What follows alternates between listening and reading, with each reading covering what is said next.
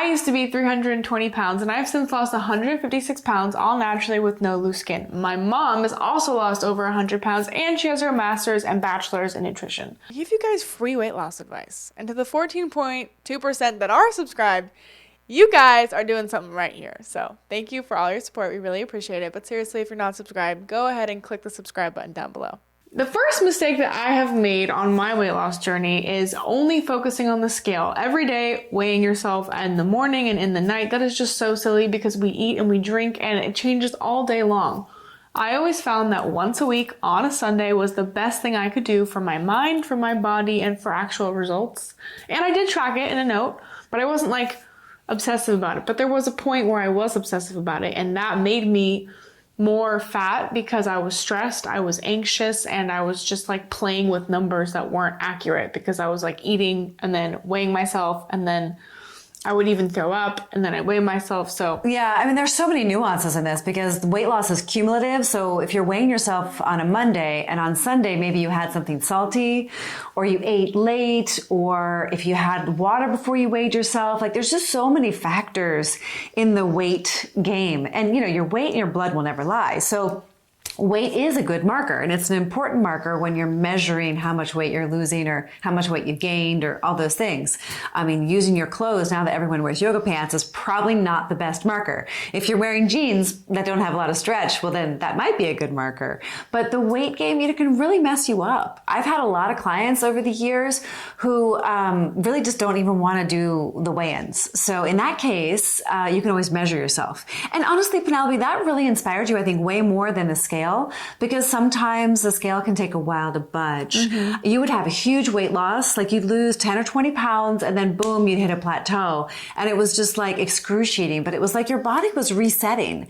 And then when we did the measurements around your thighs and your arms and your belly, it really helped you to see the progress that you were making, especially with the exercise. And my goodness, I know that you know this. Like you play all these games like, oh, is it water weight? Is it muscle mass? Is it this? Is it that? Is it the other? You know, and it's just like, it can be crazy making. So I think that's definitely one of the mistakes we made is weighing ourselves too often. I actually haven't weighed myself in a very, very long time because I just don't find it's as valuable for me as the energy barometer. But be careful with that because the body positive community can be very like, oh, I don't need to weigh myself as long as I feel good and I lift weights and I can go for a run. You can be 400 pounds and go for a run. You can be 300 pounds and go for a run. So that's not like a metric that I recommend. Like I do think the BMI is valid. I think the waist to height ratio. I agree. These things are like, so if you're on a weight loss journey or you're overweight and you're getting concerned about your health, I really don't recommend being like, well, I have a lot of energy when I wake up. No, like I agree with you. Being a healthy weight is really important. Like our bodies were not meant to be 300 pounds. I love 100%. There's a photo of a skeleton with this mass amount of fat around it, and our bodies are not meant to hold that much fat.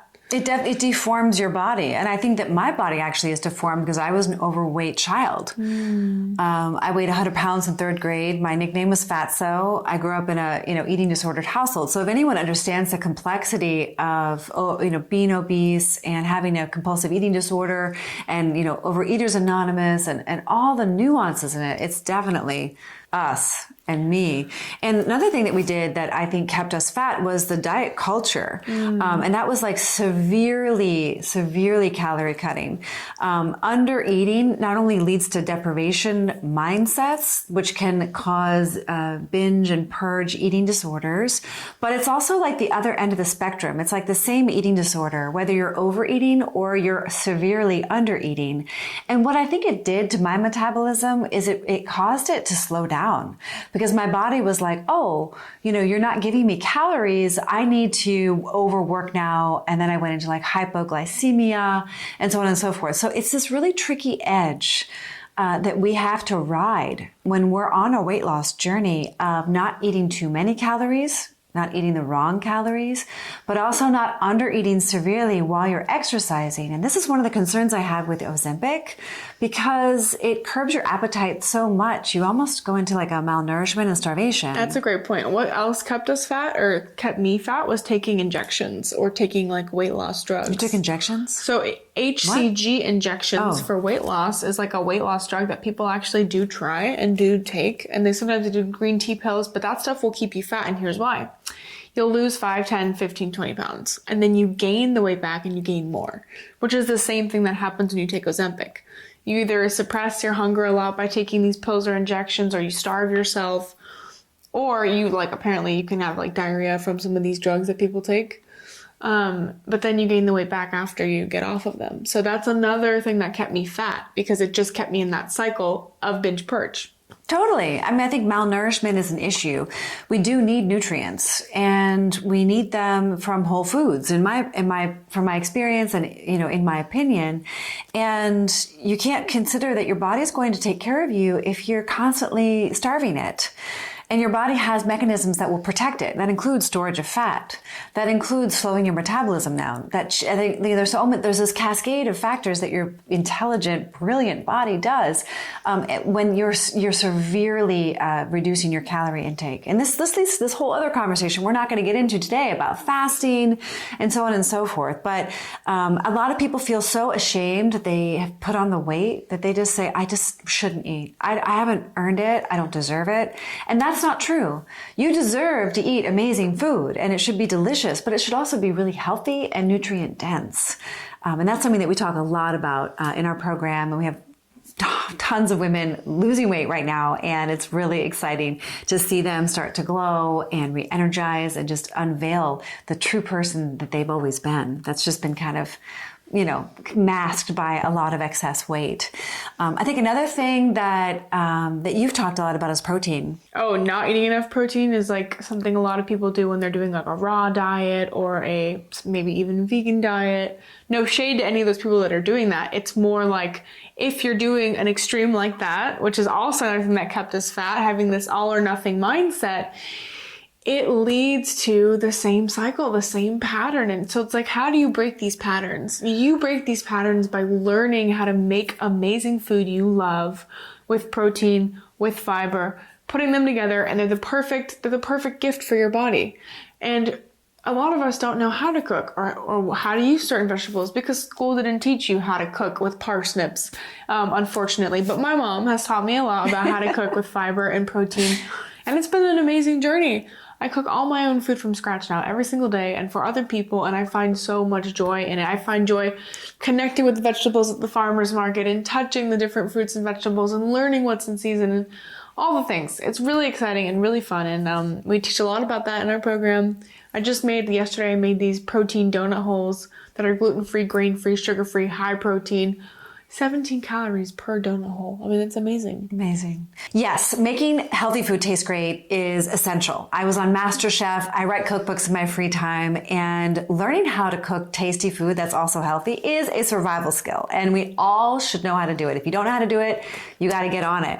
But also healing your body from the inside out is another thing that's really important. If you've put on 20, 30, 40, 70 pounds more, there's a reason why. And unless and until you get to the root of why the weight got put on in the first place, chances are you're not going to really resolve the problem once and for all.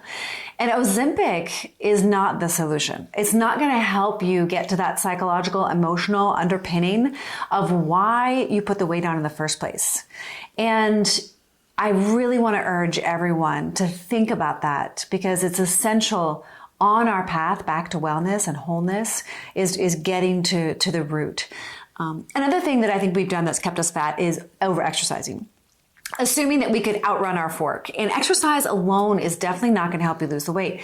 There have been times where I've exercised 2-3 hours a day. I haven't really paid attention to changing my diet at all, even though it was a healthy diet, and I just wasn't losing the weight that I thought I should be. And it was because I was relying on exercise alone. And you really have to look at not only your mindset, you have to look at your diet, you also have to look at your lifestyle, like when you're rising, when you're going to sleep, how much are you sleeping, what's the quality of your sleep, and the food. And how much are you moving between exercise? Because exercise is not the only thing that will make you lose weight. It has to be exercise and walking and moving more. And people really think that they can just do 1 hour of intense exercise and then nothing else for the rest of the day. And that has really kept me fat. Yeah, but I mean, honestly, it depends on where you are in your journey. But if you're listening to that and thinking, well, I don't really have more than that much. I mean, I work, kids. So just wherever you are, there is a next step. So I just want you to give yourself some grace, because I know some people, when they hear that, it's like they get overwhelmed instantly. No, I was overwhelmed when I heard that too on my journey. So like, you know, like just start doing a little bit more wherever you are. If you are sitting in your chair most of the day, just get up and down 20 more times. Maybe right now while you're listening. If you are only taking about 1,000 steps, maybe start to take 1,500 steps, you know, so you just want to start where you are and keep going. And I agree with you though. Snacking on exercise has been really valuable, especially after meals, because your glucose levels will rise when you eat, no matter what you're eating. And then if you can take that 5-minute walk after you eat, or if you can take a walk in the evening, get some sunlight on your skin, like it does matter. Like I said at the beginning of the video, weight loss and health is cumulative. Everything you do, think, say, feel matters. It really, really does. And having skills that are inspiring and exciting and awesome and delicious are like the cherry on top. Well, actually it's more than the cherry on top. It's really like what the fabric of the experience becomes. It shouldn't be deprivation and suffering and agonizing.